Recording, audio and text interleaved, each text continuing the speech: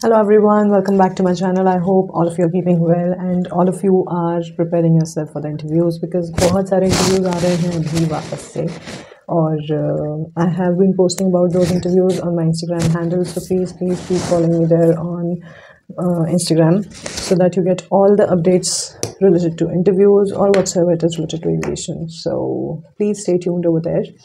And yes, I just thought today that I should share few details and a few information with all of you that you must be interested and you must be keen to know. So have you ever wondered कि airport कैसा होता है, कितने parts में वो divided होता है? See, all of us has visited the airport, we have seen the airport, but we don't know कि कौन से section में, कौन से part में airport के क्या चीज़ perform की जाती है, क्या क्या roles वहाँ पर play किए जाते हैं, वहाँ पर क्या क्या काम किया जाता है. So today I'm going to tell you about the structure of the airport. तो कोई भी एयरपोर्ट हो, कहीं का भी एयरपोर्ट हो, वो कुछ एक स्ट्रक्चर उसका होता है जो हम हमारे इजी लैंग्वेज में, लेमैन्स लैंग्वेज में जो हम बोलते हैं कि वो उसका जो स्ट्रक्चर होता है वो दो पार्ट में डिवाइडेड होता है. एक होता है इनर रिंग, एक होता है आउटर रिंग. ठीक है, तो इनर रिंग में बहुत सारी चीज़ें होती है, बहुत सारे अलग अलग सेक्शंस बने हुए होते हैं जिसके थ्रू हम एयरक्राफ्ट तक पहुंचते हैं. और आउटर रिंग में भी बहुत सारे अलग अलग सेक्शंस और अलग अलग पार्ट्स रहते हैं जिसके थ्रू हम बोर्डिंग गेट तक या समझ लीजिए चेक इन काउंटर तक पहुंचते हैं. तो हम स्टार्ट करते हैं आउटर रिंग से.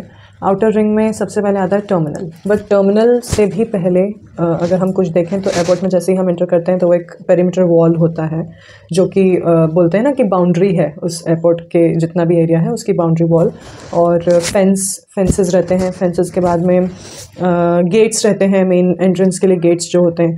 फिर पार्किंग एरिया होता है और फिर आता है रिजर्वेशन काउंटर. रिजर्वेशन काउंटर के बाद में जो एंट्री होती है वो होता है टर्मिनल.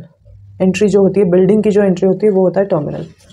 हमने सुना होगा कि हम पूछते हैं कि ये वाली फ़्लाइट कौन से टर्मिनल से जाने वाली है, या आपने अनाउंसमेंट सुना होगा या आपके आइटनरी के डिटेल्स में आपने पढ़ा होगा. तो वो जो टर्मिनल होता है वो यही होता है कि किसी भी बिल्डिंग की एंट्री को हम टर्मिनल बोलते हैं. तो वो आता है आउटर रिंग में. तो उसको हम अब ये जो मैंने आपको बाकी सारी चीज़ें बताई जैसे कि gates, fences, perimeter wall, parking area, reservation counters और ये सारी चीज़ें आती हैं लैंड साइड एरिया या एयर साइड एरिया बोलते हैं हम उसको. तो वो सारी चीज़ें इसमें आती हैं. फिर आता है टर्मिनल. टर्मिनल के बाद में आता है चेक इन काउंटर. तो चेक इन काउंटर जो होता है वो एक्सटीरियर टेरेन ऑफ बिल्डिंग में आता है. मतलब उसको हम एक मिडिल रिंग बोल सकते हैं. और हमने उसको एक रिंग में बाइफिकेट किया है. तो आउटर रिंग में आ गया टर्मिनल, मिडिल रिंग में आ गया चेक इन काउंटर्स जहाँ पे आपके बैगेज चेक होते हैं. आपका बैगेज एक्सरे होता है जब आप एंटर करते हैं जैसे ही. उसके बाद में आपका चेक इन काउंटर होता है, वहाँ से आप बोर्डिंग पास कलेक्ट करते हैं, आपका चेक इन बैगेज वहाँ पर ड्रॉप करते हैं. उसके बाद में आप जाते हैं बोर्डिंग गेट्स की तरफ. तो चेक इन काउंटर और बोर्डिंग गेट के बीच में एक बार आपका फ्रिस्किंग एंड चेकिंग होता है. ठीक है, तो वो जो सिक्योरिटी चेक होता है उसमें आपका जो हैंड बैगेज होता है जो आप साथ में, जिसको हम कैबिन बैगेज भी बोलते हैं या कैरी ऑन बैगेज भी बोलते हैं, जो आप साथ में एयरक्राफ्ट में लेकर जाते हैं, जो आपके साथ में छोटा बैग होता है, वो आपका पूरा बैग चेक होता है, आपका पूरा फ्रिस्किंग होता है, चेकिंग होता है. उसके बाद में आप जाते हैं बोर्डिंग गेट्स तक. अब बोर्डिंग गेट्स और इसके बीच में बैगेज मेकअप एरिया होता है. बैगेज मेकअप एरिया होता है जहाँ पर हम लोग नहीं जाते हैं एज अ पैसेंजर, बट जो एयरलाइंस के लोग होते हैं उन लोगों का वहाँ पर काम होता है. वहाँ पे वो लोग जितने भी चेक इन बैग्स होते हैं जो कार्गो में जाने वाले होते हैं एयरक्राफ्ट के, वो सारे बैगेजेस वहाँ पर चेक होते हैं. क्योंकि हमने यहाँ पे स्टार्टिंग में बैगेजेस चेक किए, बट वहाँ पे उन बैगेजेस की थरह चेकिंग होती है. थरली वो चेक होते हैं. जहाँ पे अगर आपके पास में पोर्टेबल चार्जर है या कोई भी ऐसा आइटम है जो उसमें नहीं रहना चाहिए, वो अगर है तो वो वहाँ पे पता चल जाएगा और वो आप लोगों को कॉल करेंगे और वो सामान आपको दिखाएं कि ये आप सामान आपके बैग में से मिला है जो कि चेक इन बैगेज था and which is not allowed to be carried. तो वो आपको दिखाएंगे और वो उनके पास में कन्फिस्केट कर लेंगे. They won't return that item to you, but they will inform you about the same.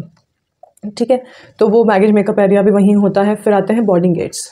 तो बोर्डिंग गेट्स पे हम समझते हैं कि जहाँ से हमको या तो आप समझ लीजिए कि एरोब्रिज होगा या फिर आपके पास में वहाँ से जाने के लिए एक पैसेंजर कोच आएगी. आप पैसेंजर कोच में बैठकर एयरक्राफ्ट तक जाएंगे, या फिर और वहाँ पर पैसेंजर कोच से जाने के बाद में वहाँ से आपको एरो रैम्प या स्टेप लैडर वगैरह रहेगा जिससे आप ऊपर जा सकते हैं एयरक्राफ्ट में. तो ये सारी चीज़ों के बीच में, मतलब आप समझ लीजिए एरो ब्रिज तक जहाँ से एरोब्रिज स्टार्ट होता है बोर्डिंग गेट से, वहाँ तक का एरिया हमारा मिडिल रिंग में काउंट किया गया है।